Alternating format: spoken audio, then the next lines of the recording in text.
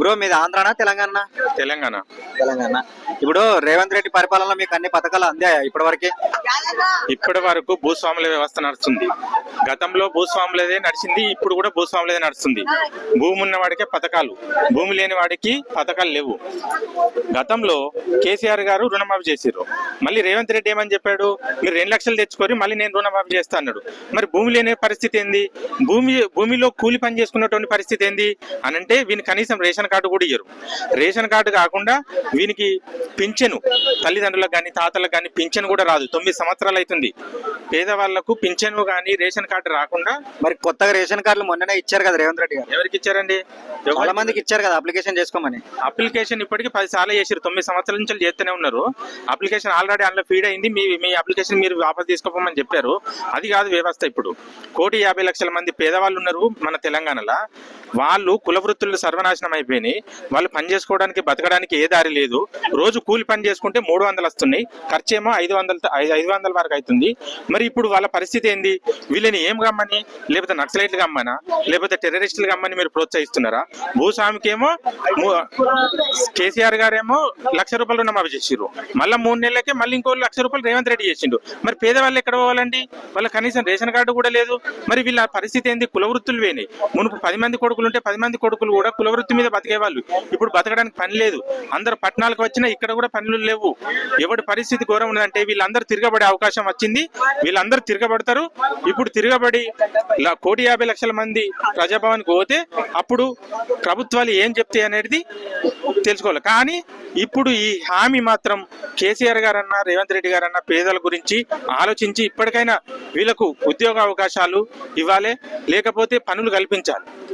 వీళ్ళకి ఎటువంటి మన ఆదాయం కానీ.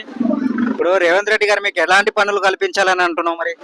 ఓకే, ఇప్పుడు పేదవాళ్ళు వీళ్ళకి ఏంటిదంటే ఇప్పుడు ఒక 10 కోట్ల భూస్వామికి రేషన్ కార్డు ఇస్తే వాడు రూపాయి కిలో బియ్యం తెచ్చుకొని 15 రూపాయల కిలో బియ్యం అమ్ముకుంటుండు. వాడు తింటాడా ఇవి బియ్యం? రేషన్ బియ్యం తింటాడా? మరి వాడికి ఇస్తున్నారు. ఈ పథకాలు పెట్టింది పేదవాళ్ళకు. ఇప్పుడు అన్ని ధనవంతులకి అందుతున్నాయి, పేదవాళ్ళకి పథకాలు అంతలేవు. మరి వీటి పరిస్థితి ఏంది? వీళ్ళు తిరగబడతారా అని అంటే తెల్లారు లేస్తే భూస్వాములే రేవంత్ రెడ్డిని తిడతారు, కేసీఆర్ని తిడతారు, నరేంద్ర మోడీని తిడతాడు. కానీ పేదవాడు ఎన్నడన్నా మైక్ బట్టి ఎన్నడన్నా ఫోన్లో కానీ వాట్సాప్లో కానీ ఫేస్బుక్లో కానీ ఎన్నడన్నా తిట్టాడా? అసలు ఎన్నడూ కూడా ఒక్కడు లేచి తిట్టలేదు. ఎందుకంటే వాడు బయటకు రాడు. పేదరికంతో బయటకు వచ్చి అడిగే దమ్ము లేదు. అదే పేదవాడికి ఇప్పుడు 10 కోట్ల భూస్వామికి రుణమాఫీ అప్పులు ఎగ్గొట్టే పథకాలు పెట్టారు.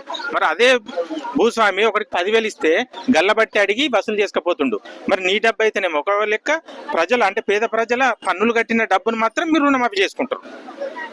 మరి పేదోళ్ళందరూ ఎక్కడ పోవాలి?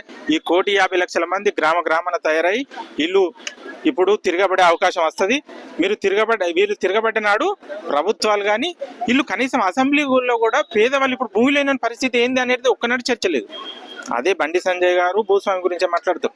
రేవంత్ రెడ్డి, కేసీఆర్ కూడా భూస్వామి గురించే మాట్లాడతాడు. అందరూ భూస్వాముల గురించే మాట్లాడతారు. మరి భూమి లేని పేదవాళ్ళు ఎక్కడ పోవాలి? వీళ్ళకు బ్రతుకుదే లేదా? 2 కోట్ల వరకట్నం ఇచ్చే భూస్వామి డబ్బున్న వ్యక్తికి కళ్యాణ లక్ష్మి వర్తిస్తుందా? వాడు 2 కోట్ల రూపాయలే ఇస్తుండు, వాడిని కళ్యాణ లక్ష్మి ఎందుకు ఇవ్వాలి? ఇలాంటి ప్రశ్నలు వీళ్ళందరూ ప్రజాభవన్కు వెళ్ళి అందరూ కూడా తిరగబడే సమయం వచ్చింది. కంపల్సరీ తిరగబడతారు. వీళ్ళందరూ ఆవేశం మీద ఉన్నారు. మా పరిస్థితి ఏందని వీళ్ళందరూ కూడా బయటకు వస్తారు. మీరు చూడండి. Thank you.